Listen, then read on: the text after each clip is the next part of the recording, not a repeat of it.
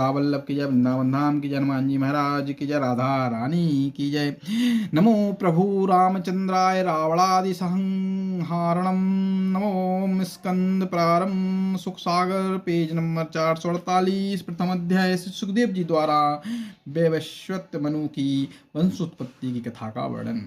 इतनी कथा सुनकर राजा परीक्षित ने कहा, हे महामुनि, मैंने 14 मनमंत्रों की कथा आपके मुख से श्रवण की तथा राजा सत्यव्रत की कथा जिसे मत्स्य भगवान ने ज्ञान उपदेश दिया था उसे सुनकर मुझे बहुत ही आनंद प्राप्त हुआ। परंतु अब भी मेरी इच्छा है कि मैं आपके मुखारविंद से यह सुनूं, कौन कौन से राजाओं ने कौन कौन से मनमंत्र में राज्य किया, अथवा इस समय जो सूर्य का पुत्र श्राद्ध देव मनु राज्य कर रहा है उसकी संतान उत्पत्ति की कथा विस्तार सहित कहिए। परीक्षित ने वचन सुनकर सुखदेव जी से ने कहा, हे परीक्षित, उसका वर्णन विस्तार सहित तो कोई सैकड़ों वर्षों में भी नहीं कर सकता, अतः मैं संचय में उसका वर्णन करना चाहता हूँ, इसलिए तुम उसे ध्यानपूर्वक सुनो। जब महाप्रलय के उपरांत संपूर्ण संसार में चारों ओर जल हो गया, उसमें केवल एक आदि पुरुष श्री नारायण जी ही शेष बचे। तब उनकी यह इच्छा हुई कि संसार को उत्पन्न करके अपना स्वरूप स्वयं देखूं। उस समय एक कमल का फूल श्री नारायण जी की नाभि द्वारा उत्पन्न हुआ। उस पुष्प से ब्रह्मा जी प्रकट हुए और उन्होंने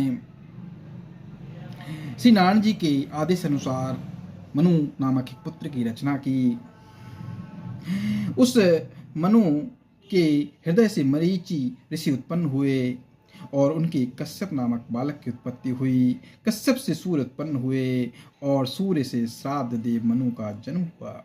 जब श्राद्ध देव के कोई संतान उत्पन्न नहीं हुई तब उसने वशिष्ठ ऋषि से प्रार्थना की कि हे ऋषि, आप कोई ऐसा प्रयत्न कीजिए जिससे मेरा यह कोई पुत्र उत्पन्न हो जाए। वशिष्ठ जी ने कहा कि तेरे यज्ञ करने से तेरे पुत्र उत्पन्न हो जाएंगे। जब श्राद्ध देव मनु की पत्नी ने वशिष्ठ जी के साथ ही ब्राह्मण से जो हवन कुंड में घृत की आहुति दे रहा था कहा कि हे विप्रदेव, मेरी इच्छा है कि मेरे यहाँ एक अत्यंत रूपवती कन्या का जन्म हो जाए। तब उस ब्राह्मण ने कन्या उत्पन्न होने के निमित्त मंत्र पढ़कर आहुति दे दी। इसके फलस्वरूप उसके यहाँ एक अत्यंत सुंदर कन्या का जन्म हुआ।